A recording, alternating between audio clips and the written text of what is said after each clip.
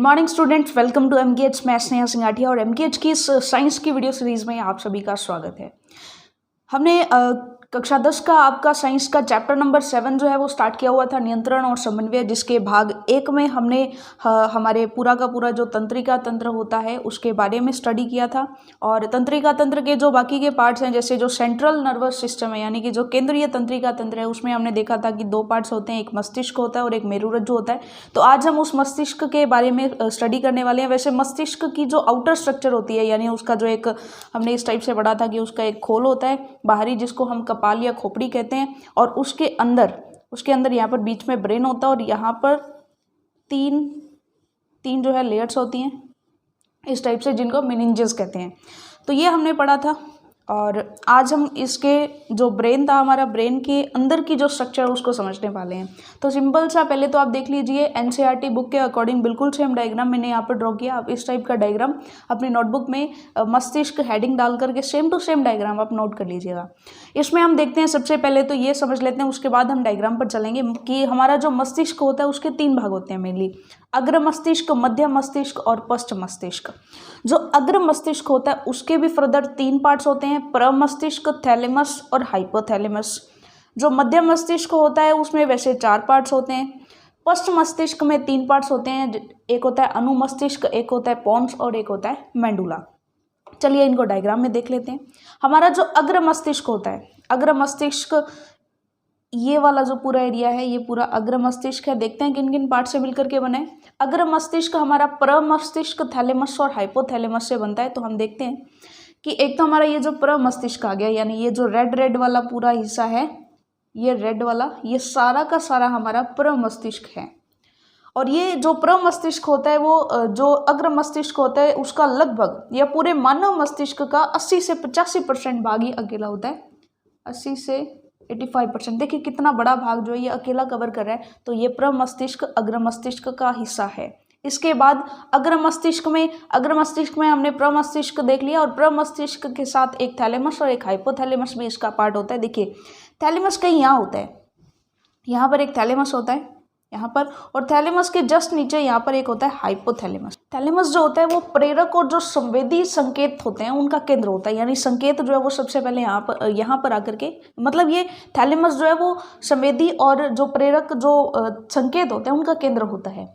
अगर हम बात करें हाइपोथैलेमस, तो हाइपोथैलेमस भी इस थैलेमस के नीचे ही केंद्रित होता है।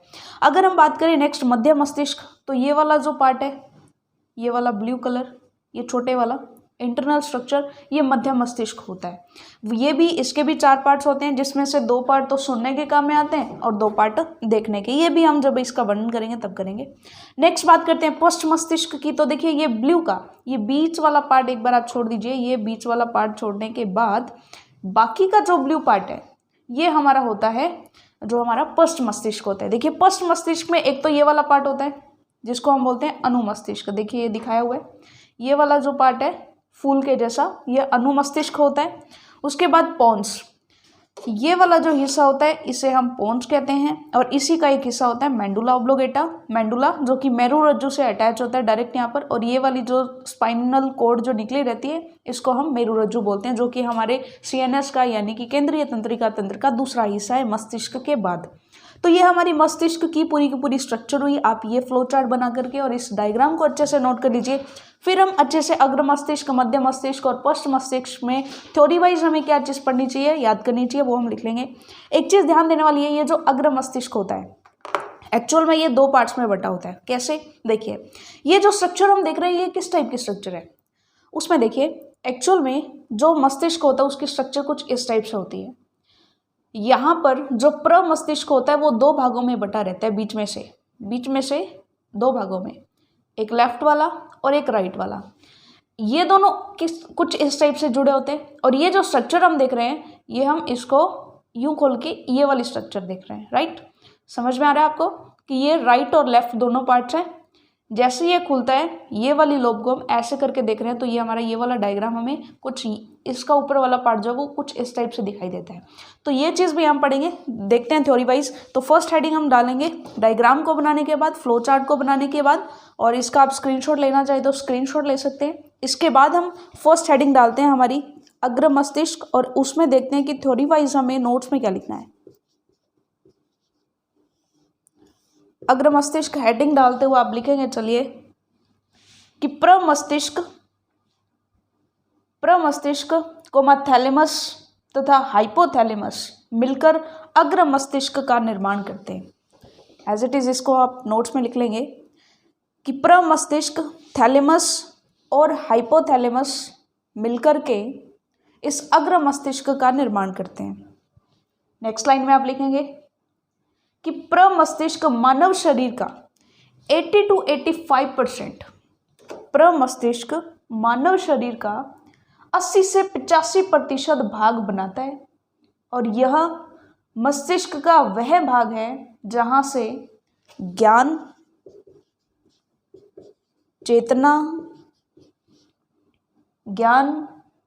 चेतना और सोचने विचारने का कार्य किया जाता है, जिसको आप मेमोरी बोलते हो ना, वो वाला कार्य।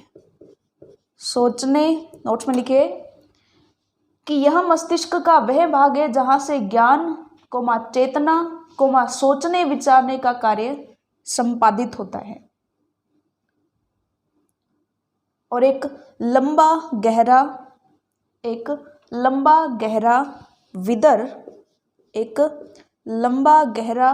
विदर मस्तिष्क को दाएं और बाएं गोलार्धों में विभक्त करता है। यहां पर आप कुछ इस टाइप के स्ट्रक्चर बना लीजिएगा, इस तरह से हमारा जो पूरा का पूरा मस्तिष्क है उसको कुछ इस टाइप से 2 भागों में, मैंने कुछ इस टाइप से आपको बताया, इस तरह से खुल के ऐसे करके हम ये जो स्ट्रक्चर देख रहे हैं ये इसके ये वाली है, ये ऐसे करके क्लोज पैक हो जाता है जिसमें दायां और बायां भाग रहता है। तो आप लिखेंगे कि एक लंबा गहरा विदर प्रमस्तिष्क को दाएं और बाएं 2 भागों में विभक्त करता है। उसके बाद थोड़ा थैलेमस के बारे में लिख देते हैं कि थैलेमस संवेदी और प्रेरक संकेतों का केंद्र होता है। ये जो थैलेमस है ये प्रेरक और संवेदी संकेतों का केंद्र होता है। वह अग्र मस्तिष्क के आधार यानी बेस बिल्कुल नीचे, अग्र मस्तिष्क के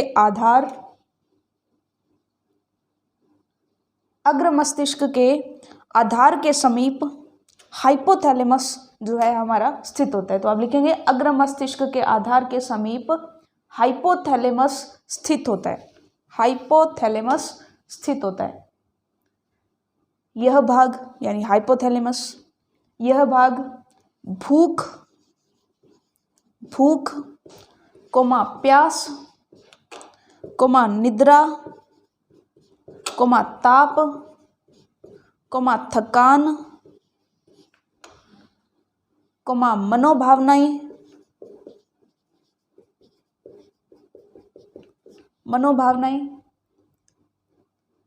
आदि की अभिव्यक्ति का ज्ञान कराता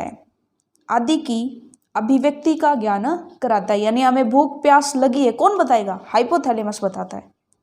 तो ये हमारा पूरा का पूरा अग्र मस्तिष्क हुआ। अब आप फटाफट से नोट्स बनाने की दृष्टि से ही मध्य मस्तिष्क हेडिंग डालिए। मध्य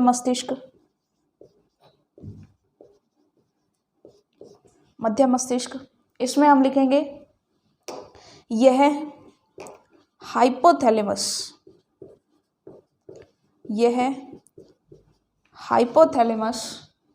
व पश्च मस्तिष्क के मध्य, यह हाइपोथैलेमस व पश्च मस्तिष्क के मध्य स्थित होता है तथा मध्य मस्तिष्क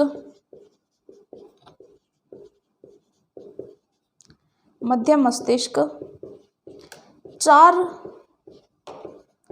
पिंडों या ये लिख सकते हैं 4 भागों में विभक्त होता है।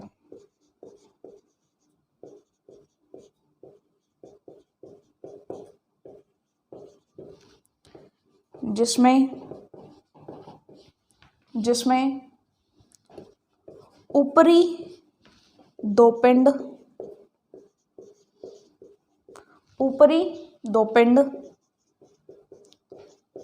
दृष्टि के लिए यानी देखने के लिए, व निचले दो पिंड श्रवण के लिए यानी सुनने के लिए होते हैं। तो इस तरह से आप फटाफट से लिख लेंगे और ये डायग्राम आप बहुत ही सुंदर तरीके से, साफ तरीके से बना लेंगे एक एक पार्ट को दिखाते हुए।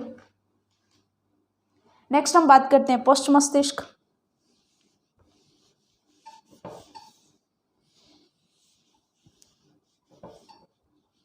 तो तीसरा आप हेडिंग लगा लेंगे फटाफट से, पश्च मस्तिष्क। तो पश्च मस्तिष्क में लिखेंगे, लिखिए पश्च मस्तिष्क 3 केंद्रों का या 3 भागों का बना होता है। हमने देखा अनुमस्तिष्क, पोन्स और मेडुला, इन तीनों के नाम आप यहाँ पर लिख लेंगे। 3 केंद्रों का बना होता है, अनुमस्तिष्क, पोन्स और मेडुला। अनुमस्तिष्क, पोन्स और मेडुला। अगर हम बात करें, आगे लिखेंगे आप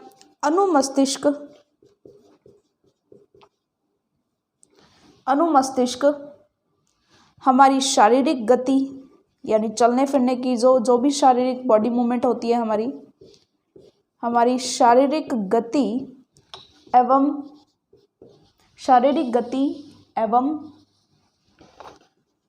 आसन के समन्वय, आसन का मतलब बैठना, आसन के समन्वय व सामंजस्य, आसन के समन्वय व सामंजस्य का कार्य करता है। यानी बॉडी मूवमेंट जो भी हम चलते फिरते हैं, हमारी बॉडी का जो भी समन्वय और सामंजस्य बनाना है, बैठने का, वो सब अनुमस्तिष्क के द्वारा होता है। और मस्तिष्क के इसी भाग का काम होता है, यानी अनुमस्तिष्क का काम ही क्या होता है कि वो बॉडी का संतुलन बनाए रखे। तो आप लिख लेंगे कि मस्तिष्क के इस भाग का काम, मस्तिष्क के इस भाग का काम संतुलन बनाए रखना होता है। संतुलन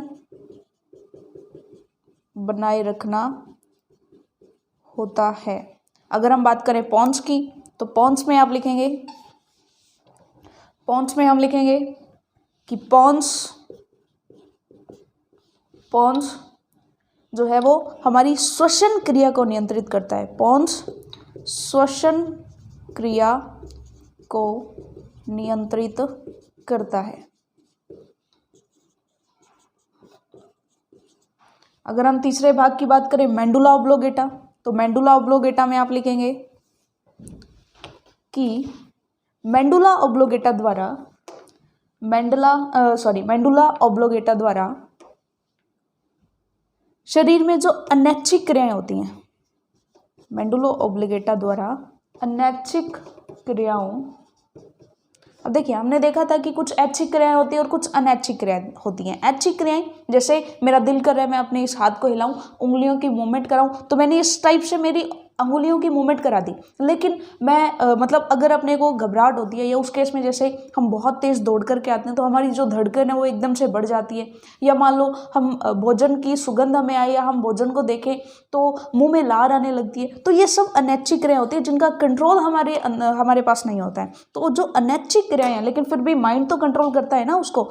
ऐसा नहीं है कि हम कंट्रोल नहीं कर पाएंगे तो हमारा माइंड ही नहीं कंट्रोल कर पाएगा। एक्चुअल में माइंड तो कंट्रोल करता है, लेकिन वैसे देखा जाए तो ये अपने आप स्वतः होती है। तो ये अनैच्छिक जो क्रियाएं होती हैं, जैसे धड़कन, रक्तदाब, धड़कन बढ़ जाए, ब्लड प्रेशर बढ़ जाए, जैसे में आप लिख सकते हैं जैसे धड़कन, रक्तदाब,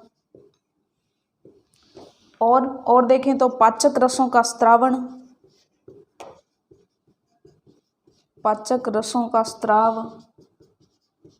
और भी बहुत सारी क्रियाएं हैं। जैसे अभी हमने देखा पसीने का आना, एकदम से जैसे हम घबरा जाते हैं, पसीने का आना या फिर पसीने का स्रवण।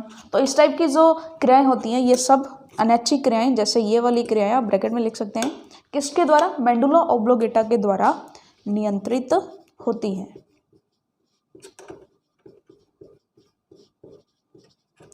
तो इस तरह से देखिए हमने सारा का सारा मस्तिष्क के बारे में सारी की सारी चीज़ें पढ़ ली हैं कि जो हमारा मस्तिष्क होता है उसके 3 भाग होते हैं, अग्र मस्तिष्क, मध्य मस्तिष्क और पश्च मस्तिष्क। इसमें अग्र मस्तिष्क में 3 भाग होते हैं, मध्य मस्तिष्क में 4 भाग होते हैं और पश्च में 3 भाग होते हैं। इन सभी की क्रियाविधि देखी, इनकी भी क्रियाविधि देखी और इनके जो 4 भाग होते हैं इनमें 2-2 जो पार्ट्स होते हैं, 2 सुनने में और 2 जो है हमारे किस किस भाग में, सुनने में और एक हमारा देखने में काम में आता है, तो वो हमने कर लिया।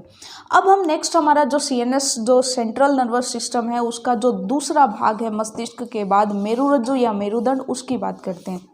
होपफुली आपने ये पूरा का पूरा डायग्राम जो है वो अच्छे से बना लिया होगा।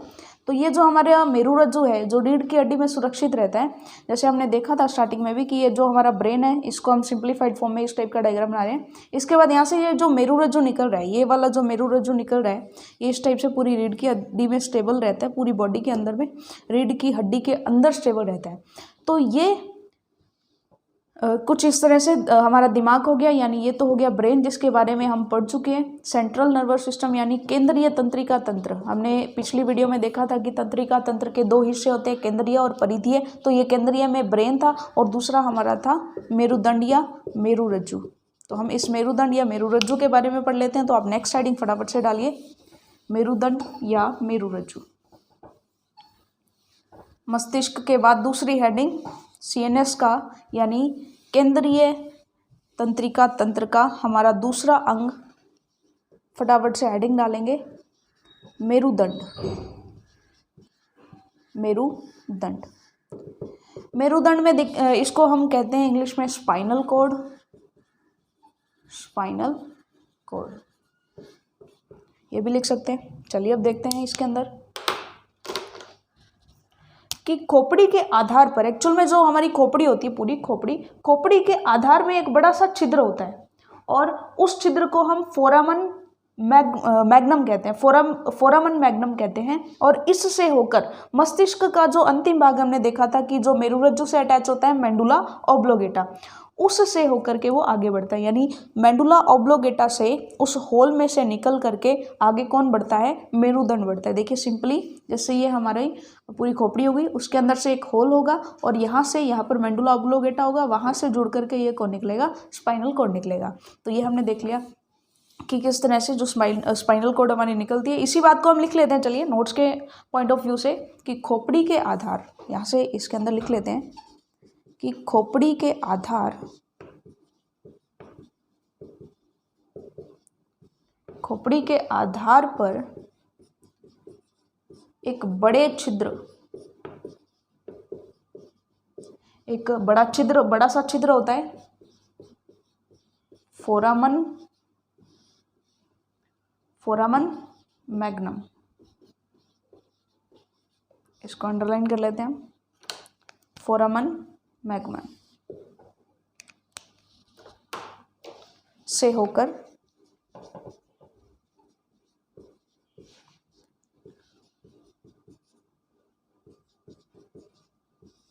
मस्तिष्क का अंतिम भाग, मस्तिष्क का अंतिम भाग या मस्तिष्क के अंतिम भाग, मस्तिष्क का अंतिम भाग हमने देखा था मेडुला ऑब्लोगेटा, मेडुला ऑब्लोगेटा, जो मस्तिष्क का अंतिम भाग था मेडुला ऑब्लोगेटा के आगे जुड़ा रहता है। या मेडुला ऑब्लोगेटा खोपड़ी के आधार पर एक बड़े छिद्र फोरामन मैग्नम से होकर मस्तिष्क के अंतिम भाग मेडुला ऑब्लोगेटा से जुड़ा रहता है। कौन? मेरुदंड जुड़ा रहता है। तो ये सिंपल सा हो गया। अब बात करते हैं आगे की, जो मेरुदंड होता है, जो मेरुरज्जु होता है या मेरुदंड होता है, वो रीढ़ की हड्डी के बीच सुरक्षित रहता है। और हमने ब्रेन में पढ़ा था कि ब्रेन के आउटर में इस टाइप से 3 झिल्लियां रहती हैं, 3 झिल्लियाँ रहती हैं और वही 3 झिल्लियाँ मेरुदंड के बाहर भी सुरक्षात्मक आवरण जो है वो बनाती है। हमने देखा कि जो हमारा ब्रेन है उसके बाहर 3 झिल्लियाँ होंगी और 3 झिल्लियों के बाद वहाँ पर एक सुरक्षात्मक आवरण होगा कपाल। अब यहाँ पर मेरुदंड में एज इट इज़ उसकी जैसे ही होता है, ब्रेन से जुड़ा है, यहाँ पर एक होल है जिससे वो बाहर निकल गया है, जिसको हम फोरामन मैग्मन कह रहे हैं।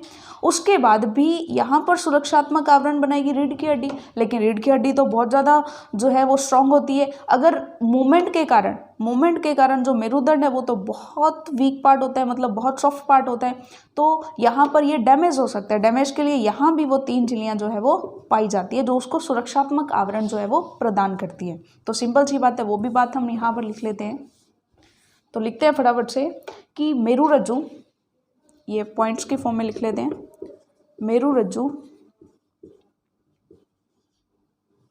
मेरुरज्जु जो है वो रीढ़ की हड्डी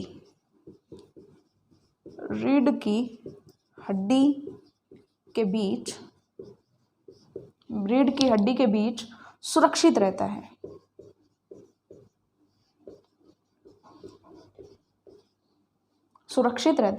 और इसके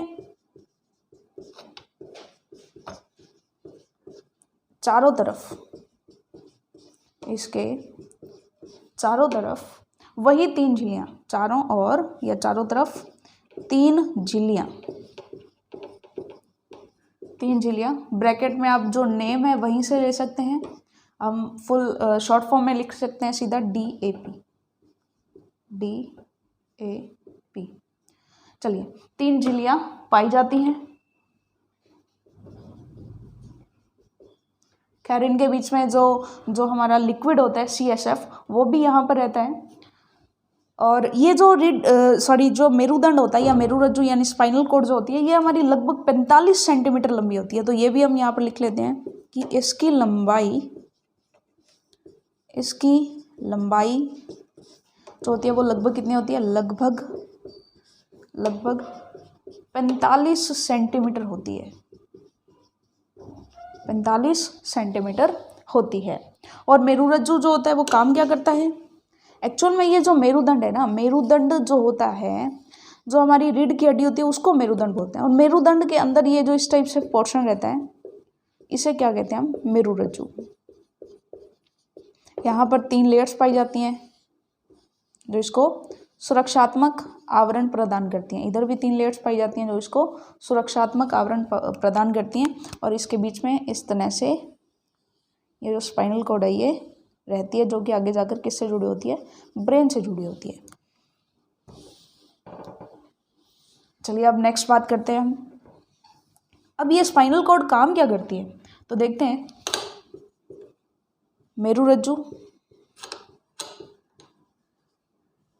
मेरुरज्जु का काम क्या होता है? मेरुरज्जु हमारी परिवर्ती जो हमारी क्रियाएं होती हैं, परिवर्ती क्रियाओं पर नियंत्रण रखती है या परिवर्ती क्रियाओं का नियमन करती है, क्रियाओं का नियमन करती है। तो इस तरह से आपको समझ में आ गया। और अब अगर हम बात करें परिवर्ती क्रियाएं क्या होती हैं, थोड़ा सा देख लेते हैं।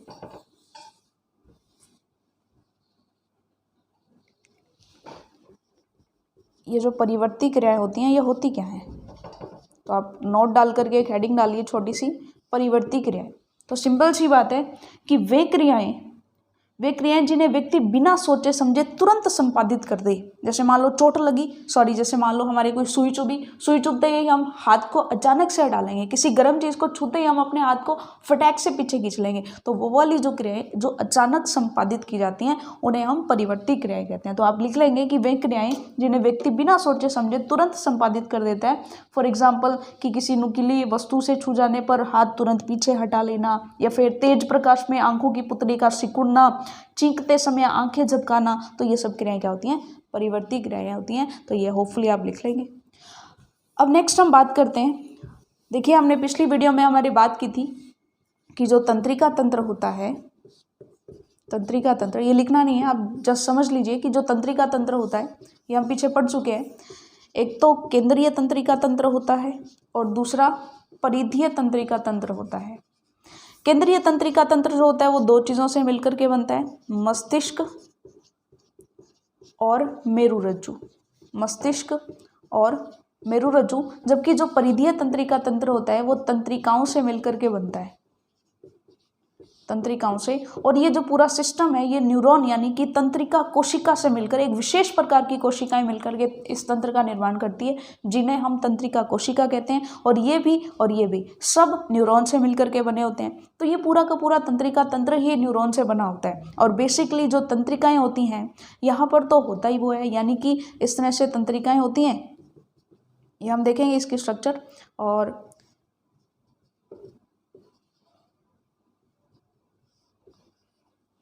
इस टाइप से बहुत सारी तंत्रिकाएं आपस में जुड़ती जाती हैं और इस तरह से आगे के आगे वो ये इसको संकेत देती है, ये इसको संकेत देती है, तो आगे के आगे वो अपना जो संकेत होता है उसको ट्रांसफर करती जाती हैं।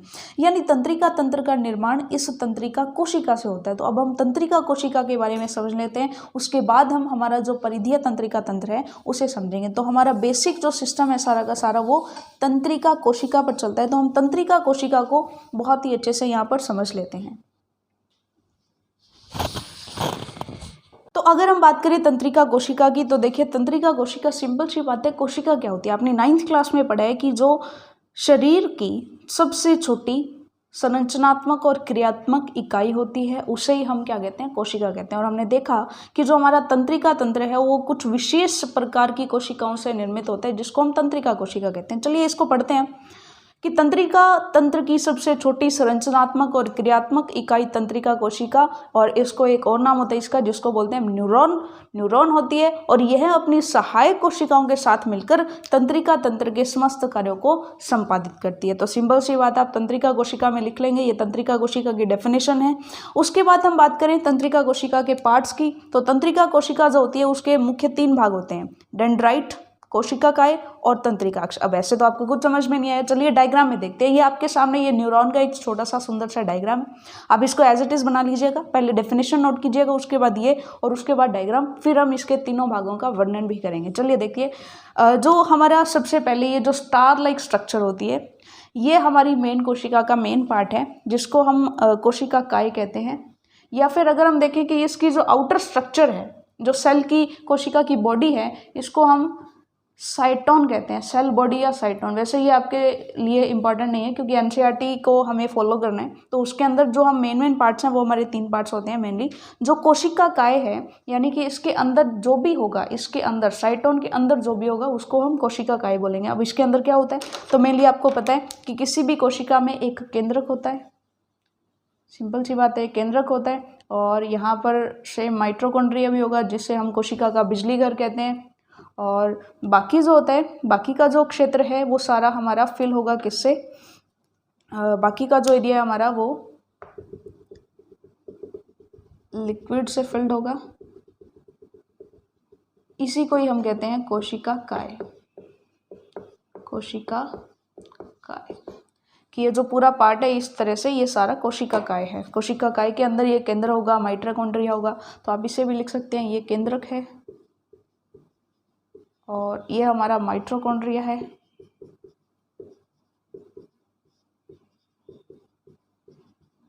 इस टाइप से आप लिख सकते हैं। और उसके बाद अगर हम बात करें नेक्स्ट की, तो इसके बाद हमने कोशिका काय देख लिया। डेंड्राइट और द्रुमिका की बात करें तो इस कोशिका काय के बाहर ये जो इस टाइप से ये जो निकली होती हैं जड़ें सी, इनको हम बोलते हैं द्रुमिका, द्रुमिका या डेंड्राइट। अगर हम तंत्रिकाक्ष या एक्सॉन की बात करें तो यहाँ से ये जो पतली सी ये जो आ रही है इसको हम बोलते हैं एक्सॉन। हालांकि इसके बाहर एक सुरक्षात्मक आवरण पाया जाता है जिसे हम माइलिन आवरण कहते हैं। ये जो रेड कलर का आवरण है इसको हम माइलिन कहते हैं। इसको कहते हैं माइलिन आवरण को। इसके अंदर वाला जो भाग है इंटरनल पार्ट, इसको हम कहते हैं एक्सॉन। लेकिन हमारे लिए यहाँ पर 3 ही पार्ट इंपॉर्टेंट है, मेनली स्ट्रक्चर बेस्ड। ये देखा जाए तो ये हमारा इस केंद्रिका जो कोशिका है, तंत्रिका कोशिका, इसका अंतिम सिरा है, इसको डायरेक्ट कहते हैं अंतिम भाग। कुछ इस तरह से इसमें इस तरह से ये स्ट्रक्चर होती है। तो आपने देखा ये बेसिकली जो हमारी चीज़ें काम की नहीं है, जैसे माइलिन का यहाँ पर कुछ नहीं है, बस सुरक्षात्मक दृष्टि से ये आवरण होता है, और ये हमारा कोशिका का आवरण है, बस सिंपल ये। तो मेनली हमारे जो मेन पार्ट हैं, एक तो द्रुमिका, दूसरा एक्सॉन, और तीसरा हमारा कोशिका काय। तो सिंपली हम इनका वर्णन कर लेते हैं कि कौन सा पार्ट किस तरह से काम करता है। लेकिन उससे पहले हम जस्ट डायग्राम से समझ लेते हैं। सिंपली क्या होता है कि यहाँ पर क्या होता है कि इस तरह से ये जो कोशिका है इसकी स्ट्रक्चर होती है इस तरह से, और यहाँ पर इस तरह से मैंने कुछ इसको इस टाइप से बनाया है।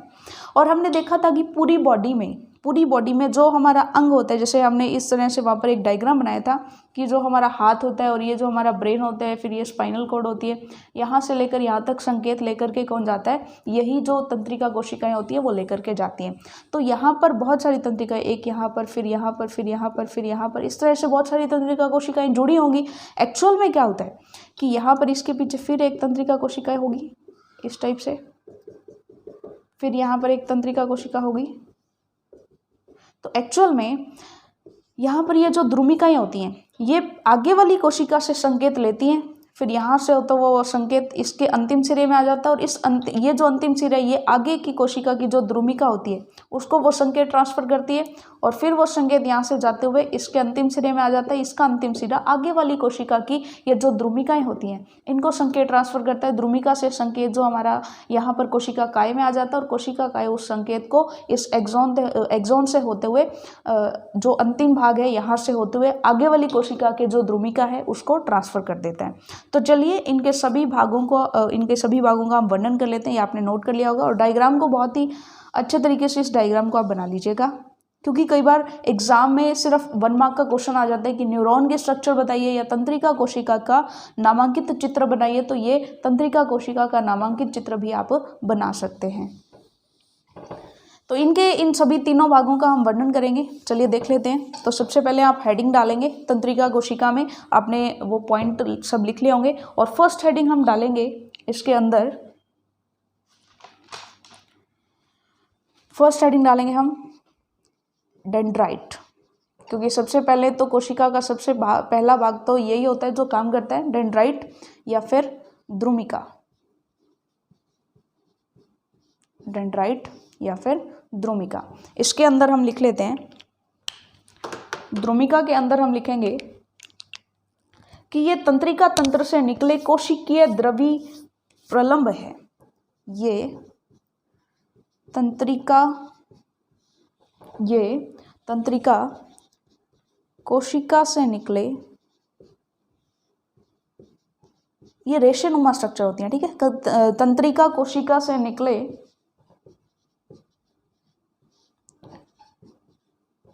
कोशिका द्रवीय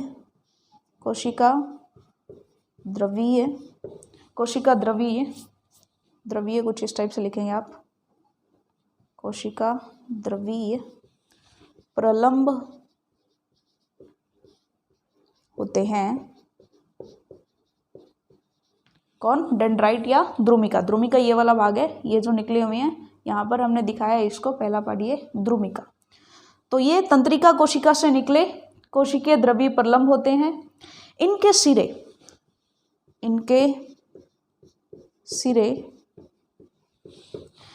जो होते हैं, देखिए इस तरह से इनके ये जो सिरे हैं, इनके सिरे तंत्रिका आवेग को ग्रहण करते हैं, और एक रासायनिक क्रिया वहाँ पर होती है। जैसे इनके ये जो सिरे होते हैं वो क्या करते हैं, सिंपली जो तंत्रिका आवेग होते हैं उनको ग्रहण करते हैं, तंत्रिका आवेगों को ग्रहण करते हैं,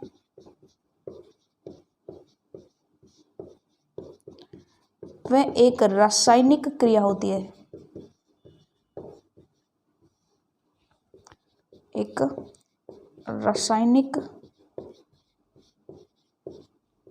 रासायनिक क्रिया होती है, और जो विद्युतीय आवेग पैदा करती है, यानी जो भी संवेग आएंगे उनको जैसे ही वो संवेग या संवेदना या उद्दीपन जो भी है बॉडी पार्ट से इसके अंदर आएंगे तो एक रासायनिक क्रिया होगी, और वो रासायनिक क्रिया उन आवेगों को या उन संकेतों को विद्युतीय आवेश में कन्वर्ट कर देगी। जो विद्युतीय आवेग, जो कि विद्युतीय आवेग पैदा करती हैं। सिंपल सी बात है, आपने यहाँ तक लिखा जो विद्युतीय आवेग पैदा करती हैं। और यह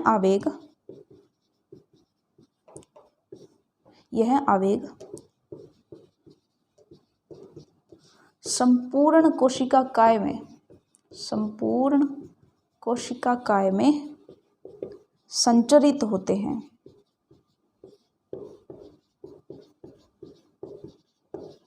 यानी इस पूरे थ्योरी में क्या लिखा हुआ है कि एक तंत्रिका तंत्र जो होता है इससे न्यूक्लियो टाइप की स्ट्रक्चर होती हैं। जैसे ही इसे कोई संवेग मिलेगा यहाँ पर रासायनिक क्रिया होती है, और जो संकेत होते हैं उनको विद्युतीय संकेतों की फॉर्म में ये कन्वर्ट कर देती हैं और फिर आगे कोशिका काय को संचरित कर देती हैं। अब हम नेक्स्ट पार्ट करते हैं इसका, कोशिका काय। देखिए कोशिका काय में क्या होगा,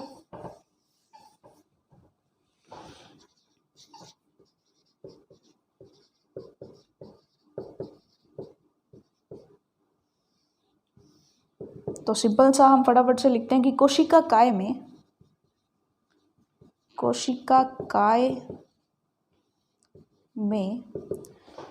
कोशिका द्रव्य से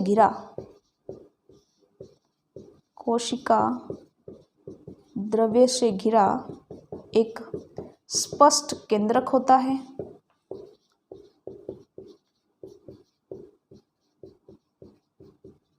आपने 9th क्लास में पढ़ा होगा कि कोई भी सेल होती है, कोई भी कोशिका होती है, तो उसके अंदर केंद्रक होता है, माइटोकॉन्ड्रिया होता है, और भी बहुत सारे पार्ट्स होते हैं जिनको हम कोशिकांग कहते हैं। तो यहाँ पर भी सिंपली वैसे ही कोशिका काय जो होता है उसके अंदर कोशिका द्रव्य भरा होता है और उसके अंदर एक हमारा केंद्रक होगा। और इस काय में, यानी इस कोशिका काय में, सीधा लिखेंगे इस काय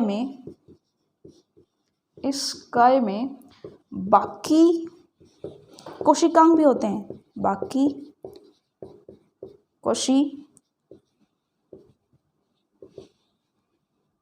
या सीधा लिखें कि बाकी कोशिकाओं के जैसे ही, यानी सिंपल जो कोशिकाएं होती हैं उनके जैसे ही सभी कोशिकांग मौजूद होते हैं, सभी कोशिकांग होते हैं।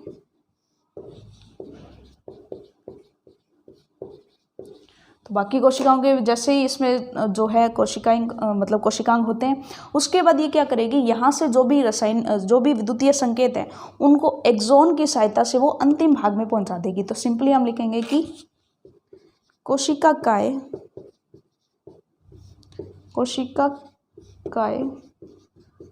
तंत्रिका आवेग को, यानी जो भी इसके आवेग हैं, आवेग को तंत्रिका तंतु तक संचालित करती हैं। अब ये तंत्रिका तंतु क्या है, तो ये एक्सॉन को ही तंत्रिका तंतु कहा जाता है।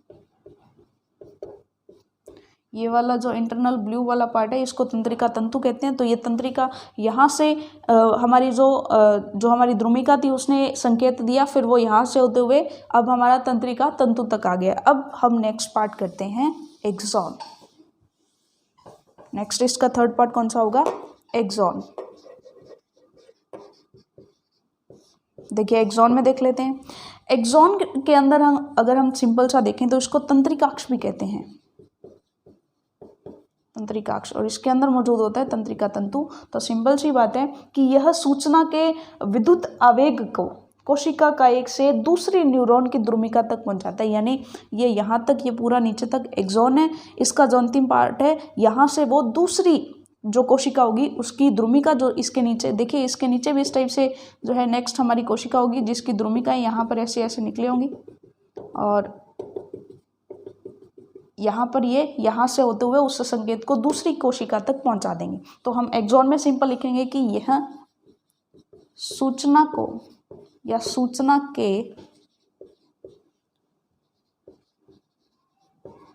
का जो हमारा विद्युतीय आवेग होगा, विद्युतीय आवेग को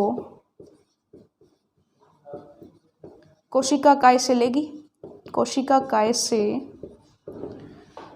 दूसरी न्यूरॉन या दूसरी तंत्रिका कोशिका की द्रुमिका तक पहुंचाता है, द्रुमिका तक पहुंचाता है। और यहाँ पर एक और चीज़ बहुत इंपॉर्टेंट है ध्यान देने लायक कि ये जो तंत्रिका दूसरी तंत्रिका कोशिका होती है, जैसे हम अच्छे से बना लेते हैं इसको इस टाइप से, यहाँ पर आगे दूसरी तंत्रिका कोशिका होगी और इसकी यहाँ पर द्रुमिकाएं जो हैं वो निकली होंगी।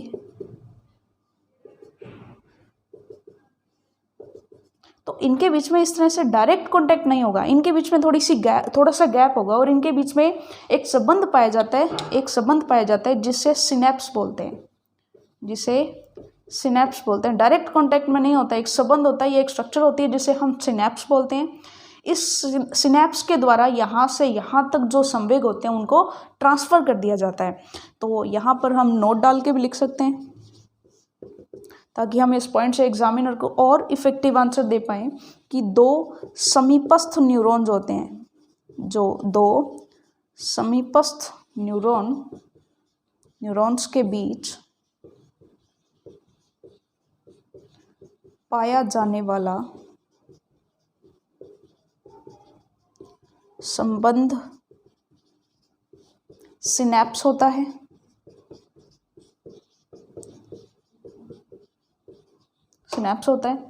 इसमें एक जो न्यूरॉन होती है, एक न्यूरॉन के एक्सॉन या फिर ये बोलने के अंतिम भाग, एक्सॉन के अंतिम सिरे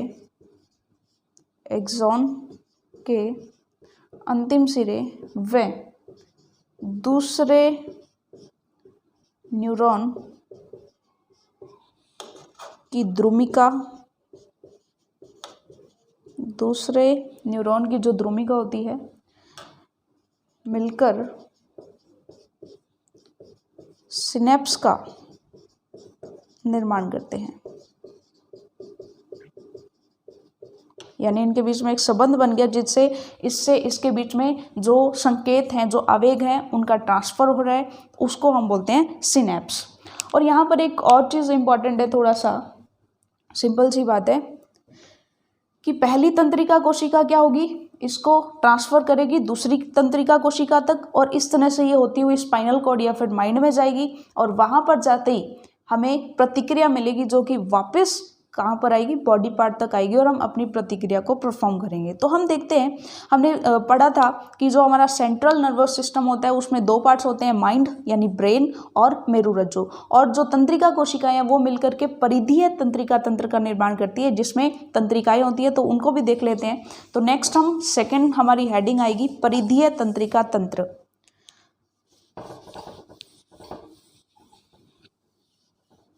परिधीय तंत्रिका तंत्र। तो नेक्स्ट हम देखते हैं परिधीय तंत्रिका तंत्र। सिंपल सी बात है कि परिधीय तंत्रिका तंत्र में क्या होगा, इसमें तंत्रिकाएं शामिल होंगी। हमने स्टार्टिंग में इस टाइप से कुछ डायग्राम बनाया था कि इस तरह से ब्रेन होता है, फिर ये स्पाइनल कॉर्ड होती है और ये जो ह्यूमन बॉडी है पूरी की पूरी, इसमें यहाँ पर पूरी बॉडी पार्ट्स तक, सभी बॉडी पार्ट्स तक तंत्रिकाएं पहुँच रही होंगी और इसे ही हम कहते हैं परिधीय तंत्रिका तंत्र। ये हमारा सेंट्रल हो गया, केंद्रीय तंत्रिका तंत्र, और बाकी की जो तंत्रिकाएं हैं जिनका निर्माण तंत्रिका कोशिकाओं से होता है उसको हम परिधीय तंत्रिका तंत्र कहते हैं। तो परिधीय तंत्रिका तंत्र में हम सिंपल सी बात लिखेंगे कि इसमें तंत्रिकाओं को शामिल किया जाता है, तंत्रिकाओं को शामिल किया जाता है, या बोले तो तंत्रिका कोशिकाओं को, क्योंकि सिंपली होता क्या है, जैसे मान लो यहाँ से निकला, यहाँ भी क्या होगा कि इस तरह से एक तंत्रिका कोशिका होगी, इस तरह से इसका अंतिम भाग होगा, और यहाँ भी एक तंत्रिका कोशिका होगी, इसके डेंड्राइट्स इसके अंतिम सिरे से संकेत लेंगे, उसके बाद यहाँ भी एक अंतिम जो है इसके आगे कोशिका होगी, और यहाँ पर हम पहुँच रहे हैं अपने हाथ तक। ठीक है, तो सिंपल सी बात है कि ये एक चैन बन जाती है, यानी एक तंत्रिका बन जाती है। छोटी छोटी तंत्रिका कोशिकाओं की चैन बन जाती है। तो इसमें हम तंत्रिकाओं को करते हैं शामिल, क्योंकि क्या होता है कि जो भी हमारा बॉडी पार्ट है और जो हमारा ब्रेन और स्पाइनल कॉर्ड है, इसके तक संकेत लेकर के जाए जाते हैं, और फिर जो प्रतिक्रिया होती है, जो भी ऑर्डर माइंड हमें देता है उस बॉडी पार्ट को, वो भी इन्हीं तंत्रिकाओं के द्वारा लाया जाता है। तो इसके आधार पर इन तंत्रिकाओं का वर्गीकरण किया जाता है। तो हम जो परिधीय तंत्रिका तंत्र में जो तंत्रिकाएं शामिल की जाती हैं, उनका वर्गीकरण देख लेते हैं कि कार्य के आधार पर तंत्रिकाएं 3 प्रकार की होती हैं। ये हमने स्टार्टिंग में भी देखा था। तंत्रिकाएं 3 प्रकार की होती हैं। देखिए सिंपली, फर्स्ट कौन सी होगी? तो पहली हमारी हो जाएगी संवेदी तंत्रिका,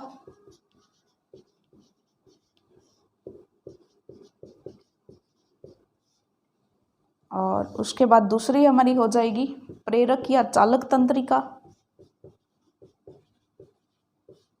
नाम देखते ही आपको समझ में आ गया होगा, हमने स्टार्टिंग में ही, वीडियो के स्टार्टिंग में इस पार्ट को किया था। और एक तीसरी, एक और टाइप की होती है जिसको बोलते हैं मिश्रित या संयोजी तंत्रिका।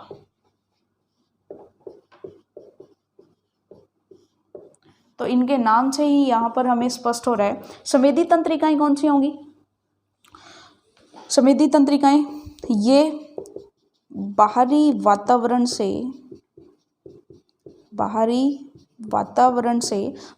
से हमें जो भी संवेदनाएं उत्पन्न होंगी, उनको ये केंद्रीय तंत्रिका तंत्र होता है हमारा मेरुदंड या फिर जो हमारा मस्तिष्क होता है। तो बाहरी वातावरण से ये क्या करेंगी? संवेदनाओं को कहाँ तक पहुँचाएगी? केंद्रीय तंत्रिका तंत्र तक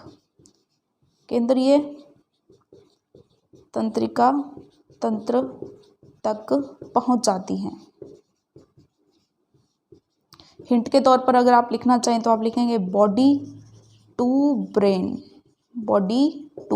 ब्रेन संवेदनाओं को ट्रांसफर करती है, तो इसको हम संवेदी तंत्रिका बोलते हैं। यहाँ पर देखें तो ये होगी ब्रेन टू बॉडी का मतलब कि मस्तिष्क अब हमें जो भी ऑर्डर करेगा, बॉडी के उस पार्ट को ऑर्डर देगा कि आप सुई चुभने पर हाथ को हटा लीजिए, तो वो हाथ हटाने की जो ऑर्डर है वो कौन लेकर के आएंगी? प्रेरक या चालक तंत्रिका। कहाँ से? ब्रेन से लेकर के आएंगी उस पर्टिकुलर बॉडी पार्ट तक। तो हम यहाँ पर इसमें भी क्या लिख सकते हैं कि ये मस्तिष्क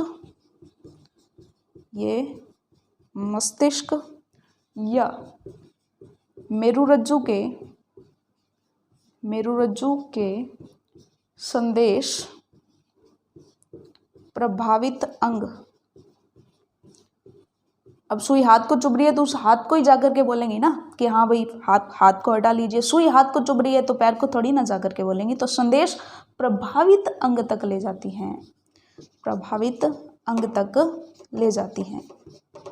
और उसके बाद अगर हम मिश्रित और संयोजी तंत्रिकाओं की बात करें तो सिंपल सी बात है कि ऐसी कोशिकाएं जो संवेदी का काम भी करे और प्रेरक और चालक तंत्रिका का भी काम करे, दोनों का काम करे, तो वो हो जाएगी मिश्रित या संयोजी तंत्रिकाएं। तो यहाँ पर लिखेंगे कि ये संवेदी एवं चालक दोनों तरह के तंत्रिकाओं के कार्य करती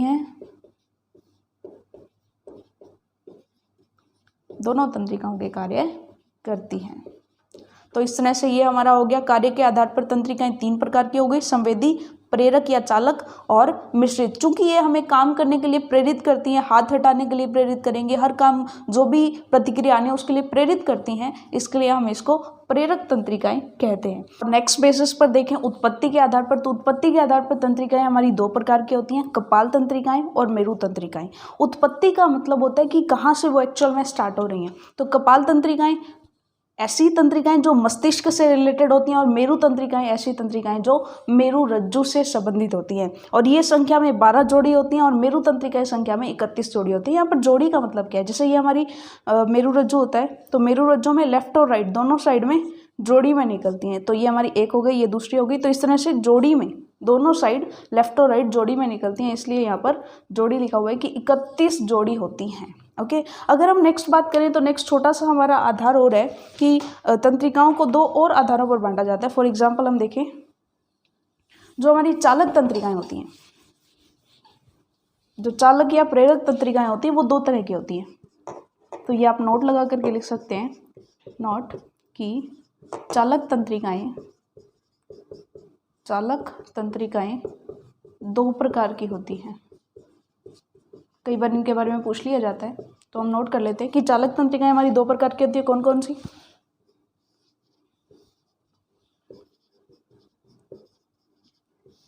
एक तो होती है कायिक तंत्रिका, और दूसरी हमारी अगर हम देखें तो दूसरी होती है हमारी स्वायत्त तंत्रिका। स्वायत्त तंत्रिका, स्वायत्त मतलब स्वतः करती है, इसको हम अनैच्छिक भी बोलते हैं। अनैच्छिक, या जो हमारी अनैच्छिक क्रियाओं को कंट्रोल करे, और ये होती है हमारी जो ऐच्छिक क्रियाओं को कंट्रोल करती है। तो कायिक तंत्रिका सिंपल सी बात है, ऐसी तंत्रिकाएं जो हमारी ऐच्छिक पेशियों से जुड़कर हमारी ऐच्छिक क्रियाओं का नियमन करती है, और जो स्वायत्त तंत्रिकाएं होती है वो सिंपल सी बात है कि हमारी अनैच्छिक पेशियों से जुड़कर हमारी अनैच्छिक क्रियाओं का नियमन करती है। तो सिंपल सी बात हम यहाँ पर लिख सकते हैं। अब ऐच्छिक और अनैच्छिक का मतलब क्या है यहाँ पर? सिंपल सा देखिए, कुछ क्रियाएं होती हैं जो ऐच्छिक होती हैं और कुछ क्रियाएं होती हैं जो अनैच्छिक होती हैं। हमने इसके बारे में पहले भी पढ़ा था थोड़ा बहुत, कि कुछ ऐसी क्रिया होती है जिन पर हमारा कंट्रोल ही नहीं होता। जैसे हम कुछ फेस एक्सप्रेशन बनाना चाहते हैं, किसी को स्माइल देना चाहते हैं, तो वो ऐच्छिक है, हमारी ऐच्छिक मांसपेशियां हमने कंट्रोल करके, और अपना जो भी हम जिस टाइप की भी क्रिया करना चाहते हैं, हम चलना चाहते हैं, हम कुछ भी करना चाहते हैं, हम हाथ हिलाना चाह रहे हैं, वो सब हम काम कर सकते हैं, और वो ऐच्छिक मांसपेशियां होती है, ऐच्छिक तंत्रिकाओं से मिलकर के बनती हैं। अगर हम अनैच्छिक क्रियाओं की बात करें तो कुछ ऐसी क्रियाएं होती हैं, जैसे फॉर एग्जाम्पल छींक आने पर हमारी जो आंखें हैं वो अचानक से अपने आप बंद हो जाती हैं, ठीक है। या फिर हम और अच्छे से अनैच्छिक क्रियाओं को समझना चाहें तो जैसे भोजन को देखते ही हमारे मुंह में ऑटोमेटिकली लार क्रिएट होना शुरू हो जाती है, ठीक है। और अगर हम किसी गंभीर सिचुएशन में होते हैं, जैसे फॉर एग्जांपल हमारा रिजल्ट आने वाला होता है, तो उस टाइम में हमारे बॉडी से पसीना आना स्टार्ट हो जाता है, हमारी जो धड़कन होती है वो बढ़ जाती है। तो इस टाइप की जो अनैच्छिक क्रिया होती है, देखिए धड़कन का बढ़ना, हमने खुद तो धड़कन हार्ट को नहीं बोला कि भैया फटाफट से जल्दी जल्दी से धड़किए, तो सिंपल सी बात है कि अनैच्छिक क्रिया होती है, ये अनैच्छिक मांसपेशियों के द्वारा, इन स्वायत्त तंत्रिकाओं के द्वारा कंट्रोल होती है, और जो ऐच्छिक क्रिया होती है वो हमारी कायिक तंत्रिकाओं के द्वारा कंट्रोल होती हैं। तो सिंपल से हम लिख सकते हैं कि ये तंत्रिकाएं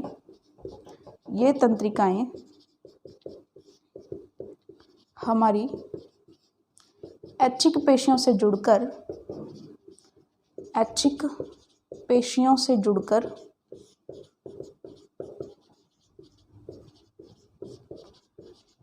हमारी ऐच्छिक क्रियाओं को नियंत्रित करती है,